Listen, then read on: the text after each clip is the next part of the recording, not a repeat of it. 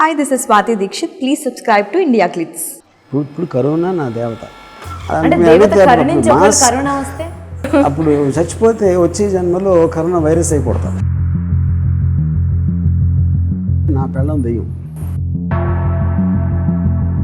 దెయ్యం దెయ్యం. చాలా మంది మగవాళ్ళు పెళ్ళైన తర్వాత వాళ్ళ పెళ్ళాలు దెయ్యాలని తెలుసుకుంటారు. మీ పెళ్ళైందా? లేదండి. అయినప్పుడు తెలుసు. అండ్ రీసెంట్గా ఒక ఇంటర్వ్యూలో చూసాను, మీరు వకీల్ సాబ్ సినిమా 430 సార్లు చూసి 430 సార్లు చూసిన కారణం ఎందుకంటే సినిమా అర్థం అవుతుంది. అది ఎప్పుడన్నా అర్థం అవుతుందని చూసాను. నేను దేవుడు అంటే నాకు భయం. దేవుడు అంటే దేవుళ్ళు దేవతలు అంటే నాకు భయం. ఎందుకు సార్? ఎందుకంటే నేను పాపాత్ముడు కాబట్టి. బట్ మీ పర్సెప్షన్లో అసలు పాపం అంటే ఒక థింగ్. బైబిల్లో thou shalt not look at thy neighbor's wife అని ఉంది. నేను నైబర్స్ వైఫ్ని చూస్తాను, అది పాపం. బేసిక్గా అది కొన్ని పుణ్యాల కింద ఏం కౌంట్ చేస్తారు? ఇప్పుడు నేను ఇప్పుడు నువ్వు అంతా ఇక్కడ మంచిగా ఉంటే నువ్వు అక్కడ పైకి వచ్చాక నీకు రంభా ఉర్వశి ఇస్తాను అని చెప్తారు, గిఫ్ట్. నేను ఆ రంభా ఉర్వశిని ఇక్కడే ఎత్తుకుంటా. ఇప్పుడున్న అక్కడి రంభ కోసం ఇప్పుడు ఇక్కడ ఉన్న రంభని ఎత్తుక్కోవడం మూర్ఖత్వం అనేది నా పాయింట్.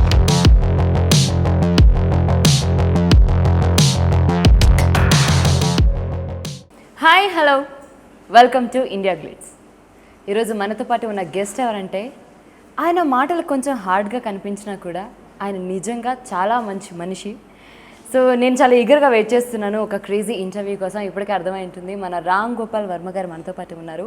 సో దెయ్యం సినిమాతో మన ముందుకు రేపు థియేటర్స్లో రాబోతున్నారు. మరి ఆయనతో మాట్లాడి చాలా విషయాలు తెలుసుకుందాం. Here we go. Hi sir. Hi. చాలా ఫస్ట్ నిజంగా మంచి మనిషి అర్థమైంది. ఎందుకు అంటే ఆల్రెడీ నేను 4 సార్లు మిమ్మల్ని ఇంటర్వ్యూ చేశాను. అంటే ఉట్టి మాట్లాడితే కెమెరా ముందు మంచి మనిషిని తెలిసిపోతుందా? కాదు, అంటే తర్వాత మీరు ఉండే విధానమైనా అర్థమవుతుంది కదా సార్. అంటే మరి మీ అంత అర్థం కాకపోయినా కొంచెం, అంటే ఇండస్ట్రీలో మేము మాట్లాడుకునే మాటల్ని బట్టి, మేము డిస్కస్ చేసుకునే దాన్ని బట్టి నా ఒపీనియన్.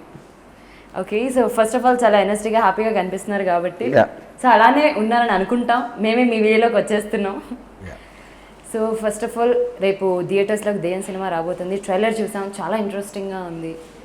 కానీ దెయ్యం సినిమా ఈ టైంలో ఇప్పుడు రావడం ఏంటి అనేది సస్పెన్స్. అంటే కోవిడ్కి పోటీగా కోవిడ్ ఒక దెయ్యం అయితే, ఒకే కోవిడ్ ఉంటే 2 దెయ్యాలు ఉంటే బాగుంటుంది. ఈ దెయ్యం కూడా తెచ్చాం. కోవిడ్కి ఇంకొక పోటీ, ఆర్జీవి దెయ్యం. ఆల్రెడీ పాపం కరోనాకి జనాలు భయపడుతున్నారు కదా సార్, మళ్ళీ ఇప్పుడు మీరు ఇంకా భయపడుతున్నారు. కానీ భయం అనే కాన్సెప్ట్ మీరు ఫాలో అవుతారా జనరల్గా? ఇన్ జనరల్ భయం అనేది I feel is a very instinctive emotion. అది లేకపోతే అసలు ఆల్మోస్ట్ ఒక డిఫెన్స్ మెకానిజం అని నా ఫీలింగ్. ఎందుకంటే మీకు భయం అనేది లేనప్పుడు మీరు కేర్లెస్నెస్ ఉంటుంది. ఆ కేర్లెస్నెస్ వచ్చినప్పుడు ఆటోమేటిక్గా your risk off to your person will be more. So ఇప్పుడు దీంట్లో ఏంటంటే ఒక ఎనీథింగ్ అన్నోన్, మనకు ఒక ఫెమిలియారిటీ ఉంటుంది మన పుట్టినప్పటి నుంచి. ఏదైనా మనకు అర్థం కానిది కానీ, లేకపోతే ఒక అంతకుముందు ఎప్పుడు ఎక్స్పీరియన్స్ చేయనిది కానీ, అది భయం కల్పిస్తుంది. ఇప్పుడు ఫర్ ఎగ్జాంపుల్ దెయ్యం, ఒక పులి కన్నా దెయ్యం ఎక్కువ ఎందుకు భయం ఉంటుంది మనకి? ఎందుకంటే పులి అనేది ఫైనైట్ స్ట్రెంగ్త్. పులి చంపుతుంది, దెయ్యం కూడా చంపుతుంది. కానీ సైకలాజికల్గా దెయ్యం అనేది మనకి ఎక్కువ భయం వేస్తుంది. ఎందుకంటే దాని నేచర్ తెలియదు కాబట్టి. పులి అంటే కూరలు ఉంటాయి, అది కలిస్తే ఏదో చేస్తాం. దెయ్యం ఏం చేస్తుందో తెలియదు. So I think that fear of that is because of that. ఎందుకంటే మనం చిన్నప్పటి నుంచి ఒక మర్రి చెట్టుని చూసినా, లేకపోతే ఎక్కడో చిన్న సౌండ్ వినిపిస్తుంది, లేకపోతే ఎక్కడో గజ్జలు సప్పుడు మీకు, కానీ మన యాక్చువల్ ఆకారం, దెయ్యం అనేది ఆకారం ఎవరు చూడసలు ఎప్పుడు. అది కేవలం మన ఇమాజినేషన్లో ఉంటుంది, which creates the most fear. మీరు మీ చిన్నప్పటి నుంచి ఎప్పుడైనా భయం అని ఫీల్ అయిన ఇన్సిడెంట్ మీకు గుర్తుంది ఏంటి? ఐ థింక్ ఇప్పుడు నేను ఎప్పుడు దెయ్యానికి అగైన్స్ట్ ఆర్గ్యూ చేసాను నా ఫ్రెండ్స్ తోటి చిన్నప్పుడు. నీకు అంత నమ్మకం లేదు కదా, మా ధైర్యం ఉంటే నువ్వు శ్మశానంలోకి వెళ్ళి రాత్రి అని చెప్పారు. వాళ్ళందరూ బయట ఉండడం, నేను వెళ్ళాను శ్మశానం లోపలికి వెళ్ళాను. వెళ్ళి అక్కడ ఒక ఆల్మోస్ట్ మర్రి చెట్టు మధ్యలో దాని దగ్గరికి వెళ్ళేటప్పటికి ఇలా లేచాడు ఒకటే. ఆయన హార్ట్ వచ్చేసింది. అంటే నిజంగా ఉంది నాకు ప్రూవ్ అయిపోయినట్టు కదా నాకు. ఏంటి బాబు ఇలా వచ్చారా అన్నాడు. ఆడేంటి ఆడు అక్కడ ఒక సైకిల్ షాప్ ఉంది శ్మశానం పక్కన. ఆడు చల్లగా లేస్తుందని అక్కడ పడుకుంటాడు రోజు. సో ఇప్పుడు పర్స్పెక్టివ్ డిఫరెన్స్ అంత ఉంటుంది. అంటే ఆడికి అస్సలు దయ్యం అనేది ఎగ్జిస్టెన్స్ లేదు. భయం పక్కన పెట్టి ఆడ కేవలం చెట్టు కింద చల్లగా వస్తుందని అక్కడ వచ్చి పడుకుంటాడు. నేనేమో పెద్ద పుడింగ్ లాగా నా ధైర్యాన్ని ప్రూవ్ చేయడానికి వచ్చి ఆల్మోస్ట్ పోయినంత పని చేశారు. అది నా దిస్ రఫ్లీ happen in my 10th standard intermediate first year. So వాడిని చూసి నాకు విపరీతమైన ధైర్యం బిల్డప్ అయిపోయింది తర్వాత యాంటీబాడీస్ లాగా. ఇంకా తర్వాత మీరు దయ్యాన్ని ఎప్పుడు నమ్మలేదా? నమ్మలేదని నేను చెప్పు నమ్మలేదు అని నమ్మకపోవటం అనేది ఐ బిలీవ్ ఒక అతీత శక్తి అన్నాం. దేవుడు అన్న దెయ్యమైన మనకి మన ఊహలోకి అర్థం అవ్వని దాన్ని నమ్మటం లేదు ఉంది అని అనుకుంటాం మూర్ఖత్వం. కానీ నమ్మకూడదని నేను డిసైడ్ చేసుకున్నాను. అంటే దాని అర్థం అది లేదని కాదు. నాకు ఎక్స్పీరియన్స్ అవ్వలేదు ఎప్పుడు. నేను ఎప్పుడు చూడలేదు, నాకేదో అవ్వలేదు. అలాంటప్పుడు నేను నాకు ఎక్స్పీరియన్స్ లేదు కాబట్టి అది లేదని చెప్పలేను కదా, ఇంకొకరికి ఎక్స్పీరియన్స్ అయి ఉండొచ్చు. So I would like to say I don't want to believe the exist. Okay. ఎందుకంటే చాలా లాజికల్ ఆస్పెక్ట్స్ ఉంటాయి. ఇప్పుడు చచ్చిపోయిన అందరూ అవుతారా, కొందరే అవుతారా, కొందరే ఎందుకు అవుతారు, అవి ఏం చేస్తారు యూనో. సో అంటే అదొక ఎంటర్టైనింగ్ ఆస్పెక్ట్ కింద మన ఇమాజినేషన్స్ క్రియేట్ చేసాం, కానీ దానికి పర్పస్ అనేది లేదు అనేది నా ఫీలింగ్. Okay okay. ఇప్పుడు దేవుడు అంటే మనకి ఏదో కోరికలు తీరుస్తాడు అలాంటివి ఏమన్నా కొన్ని నమ్ముతాం. దెయ్యం ఏం చేస్తుంది అసలు, ఎందుకు ఉండి ఏం చేస్తుందని తెలియదు. అది కానీ ఇంకోటి ఏంటంటే మన ఇంట్లో అంటే మనకి తెలిసిన వాళ్ళు దెయ్యాలైతే ఇంకా ఎక్కువ వేస్తారు యాక్చువల్లీ. అండ్ యాక్చువల్లీ దానికి లాజిక్ లేదు. మనకి తెలిసిన వాళ్ళు మనకు పరిచయం వాళ్ళు దెయ్యాలైతే మాత్రం వచ్చి ఏం చేస్తారు మనని. కానీ రియాలిటీలో అది ఇంకా ఎక్కువ భయం వేస్తుంది, ఎందుకంటే రిలేటబిలిటీ ఎక్కువ ఉంటుంది. కానీ మీరు ప్రతి విషయాన్ని ముందు తెలుసుకోవాలనుకుంటారు కాబట్టి దీని మీద కూడా ఏదైనా బ్యాక్గ్రౌండ్ వర్క్ చేశారు. అసలు దెయ్యం ఏంటి, అసలు ఎక్కడి నుంచి పుట్టింది, ఎవరు క్రియేట్ చేశారు? సి ఐ ఫీల్ ఇప్పుడు హ్యూమన్ బీయింగ్ అనేది విపరీతమైన ఇమాజినేషన్ ఉంటాడు. మీకు అందుకే మీకు ఒక కథలు రాయటం కానీ లేకపోతే ఎపిక్స్ రాయటం కానీ ఫిల్మ్స్ తీయటం కానీ ఇవన్నీ వచ్చేది అక్కడి నుంచే. దాంట్లో పార్ట్గా ఇఫ్ యూఆర్ క్రియేటింగ్ ఒక గాడ్ అనేది గుడ్ ఫోర్స్ అంటే దెయ్యం అనేది ఈవిల్ ఫోర్స్ అని యూనో. సో అప్పుడు ఏంటి మీకు అప్పటి నుంచి కూడా ఇప్పుడు వరకు హారర్ సినిమాలు వస్తాయి, స్టోరీస్ వస్తాయి, ఇవి వస్తాయి. ఆల్వేస్ మనకి ఫియర్ అనేది ఒక చాలా ఇష్టమైన ఎమోషన్ మనకు, కానీ మనం బయట చెప్పను. ఇప్పుడు మీరు ఒక జైంట్ వీల్ ఎక్కినప్పుడు కిందకు వచ్చినప్పుడు ఒక థ్రిల్ ఫీల్ అవుతారు, అది ఫియరే కదా. అండ్ అది ఫియర్ అనేది ఆల్మోస్ట్ మనకు ఒక డ్రగ్ లాంటిది. And that is what the imagination of the ghost. ఒక కొండపైన ఇల్లు ఉంది, అక్కడ దెయ్యం ఉందంటే అలా చూస్తే అది ఆల్మోస్ట్ మనకి మ్యూజిక్ వినిపిస్తుంది దాంట్లో నుంచి. యా. రియల్ స్టోరీస్ కూడా విన్నారా ఎక్కడైనా మీ ఫ్రెండ్స్ చెప్పేటప్పుడు? యా. ఇప్పుడు రియల్ స్టోరీ అంటే ఇప్పుడు ఇలా జరిగింది అని చెప్తారు. చాలామంది మాత్రం వాళ్ళకు జరిగిన ఎక్స్పీరియన్స్ అనేది చాలా పేలవంగా ఉంటుంది. అంటే సినిమాలో ఉన్నంత డ్రామా ఉండదు, అది ఉండదు యూనో. కానీ అంటే మనకి ఇప్పుడు సపోజ్ నేను ఒక చిన్న ఎగ్జాంపుల్ చెప్తాను. ఇప్పుడు మీరు రాత్రి సపోజ్ మీరు ఇంట్లో నిద్రపోతున్నారు. సో మీ పక్కన ఎవరు మీ ఫ్యామిలీ మెంబర్ పడుకున్నారు రోజులో. ఏదో అర్ధరాత్రి మెలకు వచ్చి కళ్ళు తెరిస్తే లైట్ వేసి ఉంది, టైం చూస్తే రాత్రి 2 అయింది, పక్కన లేరు ఫ్యామిలీ మెంబర్. ఏంటి లేరేంటి అని మీరు బయటకు వస్తే హాల్ మధ్యలో బాసింగ్ పట్టేసుకుని కూర్చుని చూస్తున్నాను అనుకోండి, అప్పుడు వేసినంత భయం మీరు ఏం చేసిన. ఎందుకంటే మీకు తెలిసిన వ్యక్తి వింత ప్రవర్తన అనేది అంతకన్నా ఎక్కువ భయం ఇప్పుడు కలదు యూనో. సో యాక్చువల్గా నేను ఒక సినిమా ప్లాన్ చేస్తాను. దాని పేరు ఏంటంటే నా పెళ్ళం దెయ్యం. నా పెళ్ళం దెయ్యం. దెయ్యం. యా. నెక్స్ట్ ఫిలిమా? ఒక ఫిలిం ప్లాన్ చేస్తాను. అదే ఏంటంటే నా పెళ్ళం దెయ్యం అంటే ఇతను పెళ్లి చేసుకుంటాడు అమ్మాయిని ప్రేమించి, స్లోగా ఈ స్టార్ట్స్ రియలైజింగ్ ఇస్ దెయ్యం. బేసిక్ స్టోరీ పాయింట్ అది. సో ఇప్పుడు కానీ దాంట్లో ఒక పని ఏంటంటే చాలామంది మగవాళ్ళు పెళ్ళైన తర్వాత వాళ్ళ పిల్లలు దెయ్యాలని తెలుసుకుంటారు. అమ్మ నా పాలిట దెయ్యం అయ్యా బాబు అని అంటారు కదా.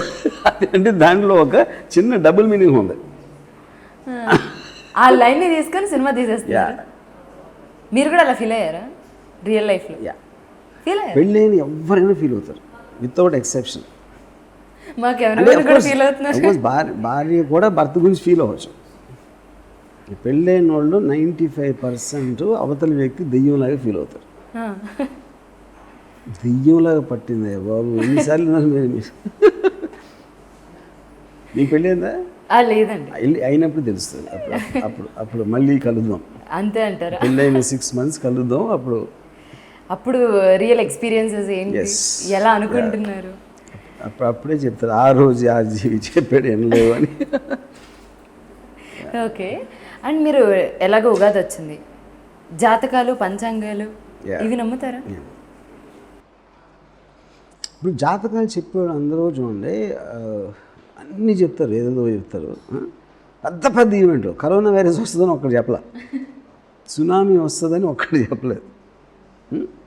ఇంకోటి జాతకాలు నమ్మే వాళ్ళు అందరూ కూడా ఎందుకు నమ్ముతారంటే వాళ్ళు స్పెషల్ అనుకుంటారు ప్రపంచంలో. ఎందుకంటే ఇప్పుడు మీరు మీ ఫ్రెండ్స్ మిమ్మల్ని మోసం చేస్తారు, అది భలే తెలిసిపోయింది అడిగి అనుకుంటున్నాను. కానీ నిజానికి అందరు ఫ్రెండ్స్ మోసం చేస్తారు, మీరు ఒక్కడే కాదు నా ఒక్కడే. కానీ ఎవడు కాడు నా ఒక్కడిదే బలి చెప్పాడు అనుకుంటాడు.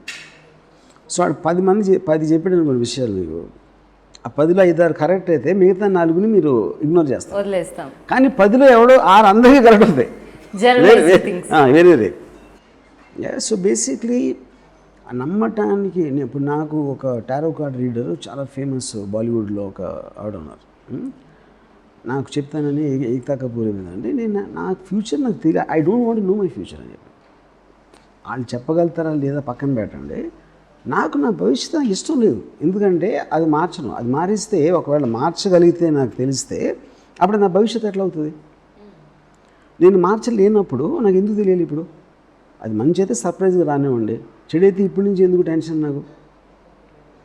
మీకు నెక్స్ట్ ఇయర్ పెద్ద ప్రాణగండం ఉందండి అని చెప్పాడు అనుకోండి సపోజ్. ఓకే, ప్రాణగండం ఉంది అంటే నేను అది మార్చగలుగుతాను లేదు, అప్పుడు ఇప్పటి నుంచి తెలుసుకుని ఏంటి చేసేది? గుర్తు తెచ్చుకొని బాధపడడం తప్ప.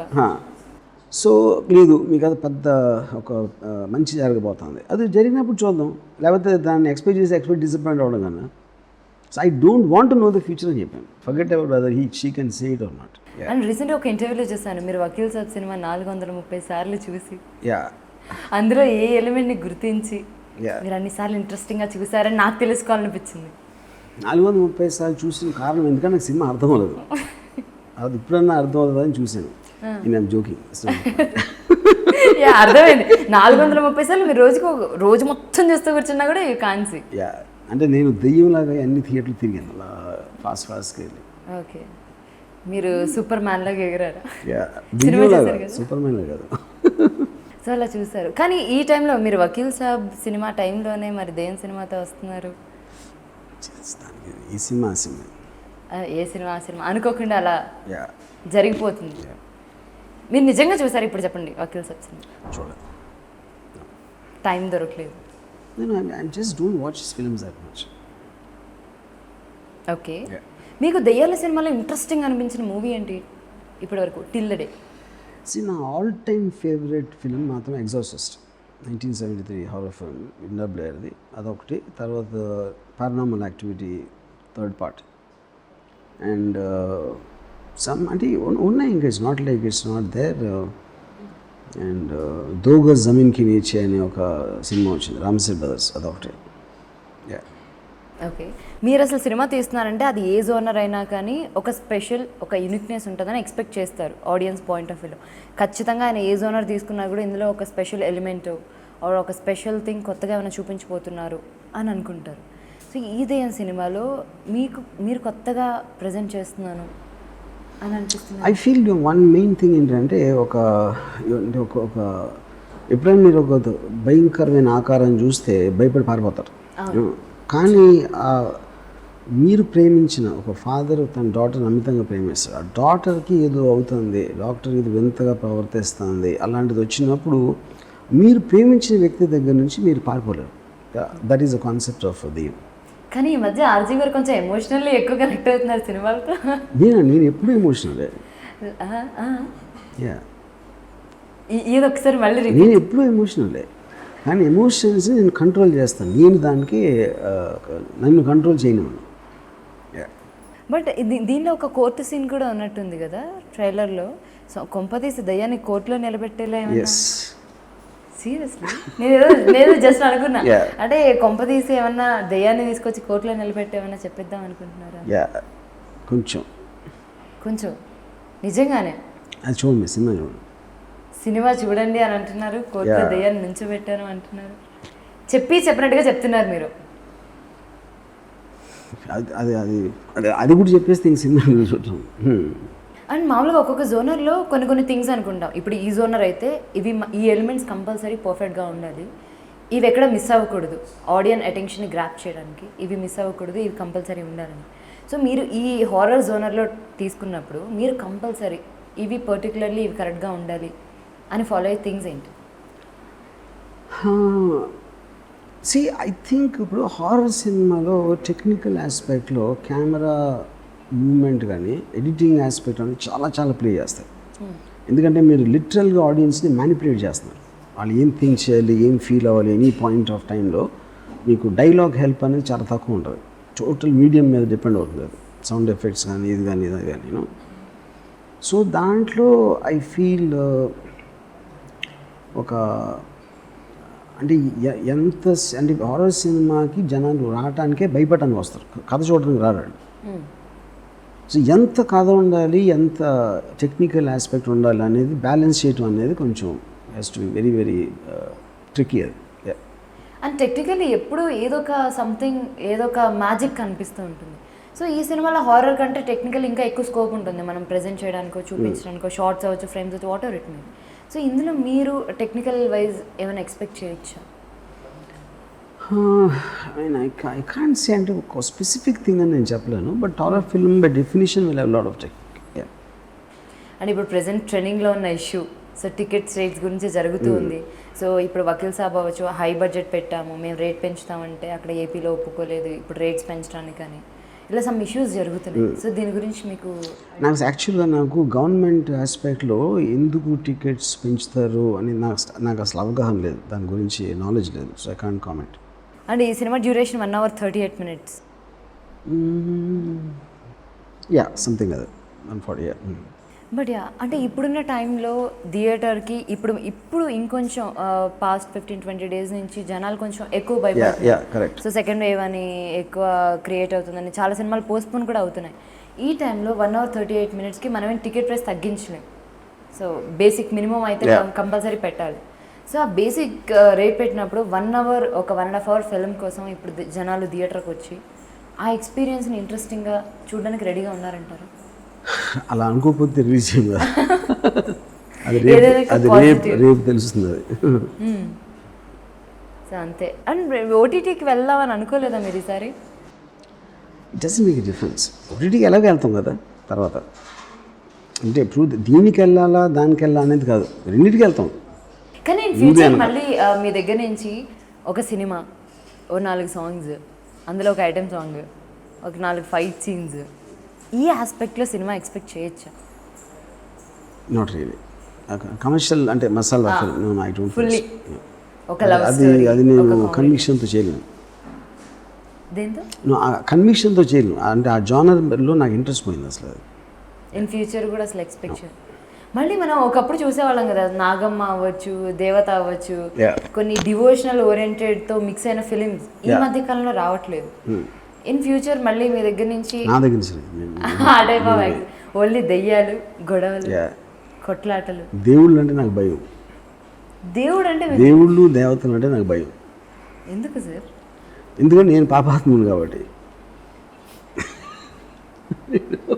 కానీ ఎవరు అలా ఫీల్ అవ్వరు కదా, పాపాత్ముడు అని ఎందుకు ఫీల్ అవుతారు? మనం కూడా చాలా పుణ్యాలు చేసాము, 2 బ్యాలెన్స్ అవుతాయి. కానీ పాపాలు చేసి నాకు తెలుసు కాబట్టి. మీ దృష్టిలో మీరేం పాపం చేసామని నేను చెప్పను, పాపాలు చెప్పేస్తే తెలిసిపోతుంది బయటికి, మళ్ళీ దేవుడు నేస్తాడు, రాసుకుంటాడు అక్కడ. ఆల్రెడీ మనసులోంచి తెలుసుకుంటాడు కదా, ఆ శక్తి ఉంది కదా. తెలుసుకోవచ్చు, కానీ జస్ట్ ఇన్ కేస్ మర్చిపోయి ఉండొచ్చు కదా, ఎందుకు గుర్తు చేయడం అని. ఇప్పుడు మీ మాట విని నిద్ర లేచి మళ్ళీ రాసేసుకొని మళ్ళీ పడుకుంటారా? ఉండరు, స్టాఫ్ ఉంటారు కదా, చిత్రగుప్తులు వాళ్ళు అందరూ ఉంటారు కదా. బట్ మీ పర్సెప్షన్లో అసలు పాపం అంటే ఒక థింగ్ అదే జనరల్గా చెప్పేది అంటే ఇప్పుడు పాపం అంటే ఉట్టి భార్య ఉండు, పిల్లల్ని బాగా చూసుకో, సమాజానికి సేవ చేయి, పెద్దవాళ్ళని గౌరవించు, ఇవన్నీ చేయనప్పుడు పాపాలే కదా. అది ఏమి చేయను. ఇవేం చేయరు కాబట్టి వీటన్నిటిని మీరు పాపాల కింద కౌంట్ చేస్తారు. పోనీ పుణ్యాల కింద ఏం కౌంట్ చేస్తారు? సేమ్ థింగ్ అంటే నేను చేయట్లేదు కదా, వాళ్ళు చెప్పినాయి దేవుడు ఇచ్చారు. మీరు వేరే వాళ్ళు చెప్పేవి కూడా విని కాదు, పట్టించుకోవాలి. నేను ఆ డెఫినేషన్ బట్టి చెప్తున్నా, నేను ఇవ్వట్లేదు దాని డెఫినేషన్. అయినా ఆర్జీవి గారితో మాట్లాడడం కష్టమే. ఇప్పుడు ఒక దీంట్లో మన దాని పేరేంటి, బైబిల్లో thou shalt not look at దై నైబర్స్ వైఫ్ అని ఉంది. నేను నైబర్స్ వైఫ్ని చూస్తా, అది పాపం బేసిక్గా. అది బైబిల్ డెఫినేషన్ బట్టి చెప్తున్నా. బట్ ఆ డెఫినేషన్స్ని బట్టి మీరు నమ్ముతున్నారా? నేను నమ్మను. నేను అదే సేమ్ ఇందాక దేవుని చెప్పినట్టే, దేవుని నమ్మకూడదని నేను డిసైడ్ చేసుకున్నాను. దానికి కారణం ఏంటంటే దేవుని నమ్మనప్పుడు నేను పాపాలు చేసేయచ్చు, నమ్మితే చేయలేం కదా, అది ప్రాబ్లం అక్కడ. ఇప్పుడు నేనేంటి, ఇప్పుడు నువ్వు అంతా ఇక్కడ మంచిగా ఉంటే నువ్వు అక్కడ పైకి వచ్చాక నీకు రంభా ఉర్వశి ఇస్తాను అని చెప్తారు, గిఫ్ట్. నేను ఆ రంభా ఉర్వశిని ఇక్కడే ఎత్తుక్కున్నా అక్కడ నరకం ఏం ఉండదు అని ఛాన్స్ తీసుకుంటున్నాను. చూద్దాం తర్వాత. ఇప్పుడైతే అయిపోయింది కదా, నా సర్వ ఇక్కడ అయిపోయింది. ఇవి ఎవరెవరైతే నమ్ముతారో వాళ్ళు అక్కడ పైకి వెళ్ళాక ఏమి లేవనుకోండి, తెత ఎలా చూస్తూ ఉంటారు. ఆ ఛాన్సు ఒక ఇంగ్లీష్లో ఒక సామెత ఉంది, hand bush bird in the hand is worth two in the bush అని. ఇప్పుడున్న అక్కడి రంభ కోసం ఇప్పుడు ఇక్కడ ఉన్న రంభని ఎత్తుక్కోవడం మూర్ఖత్వం అనేది నా పాయింట్. ఓకే. అండ్ లైఫ్లో ప్రతి ఆస్పెక్ట్లో ఒక్కొక్కసారి మనకి ఇంట్రెస్టింగ్గా కొన్ని అనిపిస్తాయి. కొన్నిసార్లు బుక్స్ అవ్వచ్చు, సంభవ ఏదైనా పురాణాలు ఎథికల్గా తెలుసుకుందామన్నా, లేకపోతే ఏదో ఒక ఆస్పెక్ట్ మారుతూ ఉంటుంది వెళ్ళే కొద్దీ. ఈ మధ్యకాలంలో మీకు ఇంట్రెస్టింగ్ అనిపించిన ఎలిమెంట్ ఆర్ సబ్జెక్ట్ ఏంటి? ఈ మధ్యన కరోనా వైరస్.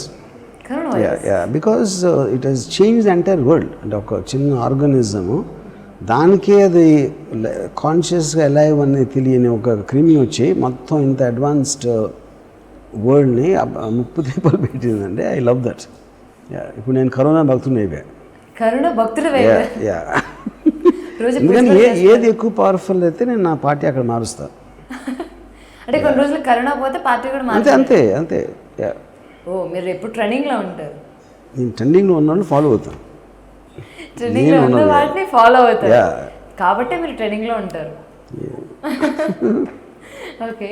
అండ్ మొత్తానికి నా పెళ్ళం దెయ్యం అనే సినిమా త్వరలో రాబోతుంది. ఇంకేదైనా ఆస్పెక్ట్ ఎక్స్పెక్ట్ చేయొచ్చా? ఇంకేదైనా ఆస్పెక్ట్ అంటే ఏదైనా వేరే genre or something? Lot of things I making. Corona భక్తుడే కాబట్టి మరి మాస్క్ పాటిస్తున్నారా? బయటికి మాస్క్ పెట్టుకుంది కరోనా భక్తులు కాబట్టి. నేను మాస్క్ పెట్టుకుంటే పాపం చేసినట్టు కదా. మాస్క్ పెట్టుకుంటే పాపం అంతే, ఎందుకంటే అప్పుడు నేను దేవుడికి ఎగెన్స్ట్గా వెళ్ళినట్టు కదా. ఇప్పుడు కరోనా నా దేవత. కరోనా వస్తే నేను అంటే ఒక దేవత కోసం చేశాను కాబట్టి ఆ భక్తులు చచ్చిపోయిన ఒక అప్పుడు చచ్చిపోతే వచ్చే జన్మలో కరోనా వైరస్ అయిపోతా. కరోనా వైరస్ అయిపోతారా? ఎందుకు సార్? అంటే ఇప్పుడు మనుషులకి సేఫ్టీ లేనప్పుడు వైరస్ పుడితే బెటర్ కదా. చంపేట్లే, అది రాకుండా చేస్తున్నారు, ఎవరైనా చంపట్లేదు దాన్ని. వ్యాక్సిన్ ఆపుతుంది కానీ వైరస్ని చంపదు. అంతే అంటారు. ఇమ్యూనిటీ కూడా చంపదు అంటారు, అడ్డుకుంటుంది. మొత్తానికి వచ్చే జన్మలో కరోనా. నేను ఇందాక చెప్పాను కదా, నాకు ఎవరు పవర్ఫుల్ అయితే నాకు షిఫ్ట్ అయిపోతా. ఇప్పుడు వైరస్ పవర్ఫుల్ అని తెలిసింది కాబట్టి వచ్చే జన్మలో వైరస్గా పుట్టించమని కరోనా దేవతనే నేను ప్రార్థించాను. అది అయిపోయే వరకు వేరే ఎలిమెంట్ వేరే వైరస్ వచ్చినప్పుడు మళ్ళీ చూస్తాం, అది షిఫ్ట్ అయిపోతా. ఫీల్ అవుతుంది కదా సార్ కరోనా వైరస్? ఫీల్ అవుతుంది కానీ నాకు ఆ ప్రొటెక్షన్ ఉంటుంది కదా, పెద్ద శక్తి. అండ్ ఈ సినిమాలో స్వాతి దీక్షిత్, సో అంటే ఒక హారర్ ఫిలిం అంటే యాక్టింగ్కి స్కోప్ ఉండడంతో పాటు చాలా ఎలిమెంట్స్ కూడా చూసుకోవాలి. అంటే యాక్టర్స్ దెయ్యంగా మనం ఎంతవరకు బెస్ట్ ప్రజెంట్ చేయగలుగుతాం, ఆ లుక్ ఎలా ఉంటుంది సమ్వాట్ ఇదంతా. సో ఎలా సెలెక్ట్ చేశారు అండ్ ఎలా జరిగింది? ఐ వుడ్ సే అంటే నాకు నేను స్టోరీ అనుకున్నప్పుడు ఒక cute very innocent looking girl స్లోగా ట్రాన్స్ఫార్మ్ అవ్వాలనేది స్టోరీ రిక్వైర్మెంట్. అది నాకు స్వాతి దీక్షిత్ ఫేస్లో, because she's got very expressive eyes and all that, అది నేను ఫీల్ అయ్యాను. So that is reason. కానీ స్వాతి గారు చెప్పారు తెలుసా, మీరు పక్కన ఉంటే మాట్లాడలేను, ఏం మాట్లాడాలో అర్థం కాక భయపడతాము అని. రెస్పెక్ట్ అవన్నీ అంటారు అంతే. అంతే అంటారంటారా? But anyway sir, it was amazing interview. మీతో మాట్లాడుతూ ఉంటే ఎన్ని గంటలైనా అవుట్పుట్ వస్తూనే ఉంటుంది. బట్ ప్రమోషన్స్కి ఇంకా చాలా ఛానల్స్ వెయిట్ చేస్తున్నాయి కాబట్టి సో రేపు 16th మీ సినిమా అందరినీ భయపెట్టాలని మనస్ఫూర్తిగా కోరుకుంటున్నాం. Thank you sir, thank you so much. So చూసారు కదండి, మొత్తానికి మనం చాలా విషయాలు తెలుసుకున్నాం. And 16th me near by థియేటర్స్కి వెళ్ళి చాలా రోజుల తర్వాత ఒక హారర్ ఫిల్మ్ వస్తుంది, డెఫినెట్లీ వాచ్ చేయండి. అండ్ ఇంకొక చెబుతా మళ్ళీ కలుద్దాం. అంతవరకు చూస్తూనే ఉండండి ఇండియా గ్లిట్స్. నేను మీ Krishna Chaitanya. Hi, this is M. Monal Gajjar. For more videos, subscribe IG Telugu. Hi, this is Srijita Ghosh. Please subscribe to IG Telugu. Thank you. Hi guys, Arvind Krishna here. Please subscribe to IG Telugu. Hi, this is Anjali. Please subscribe to India Glitz. Please subscribe to IG Telugu.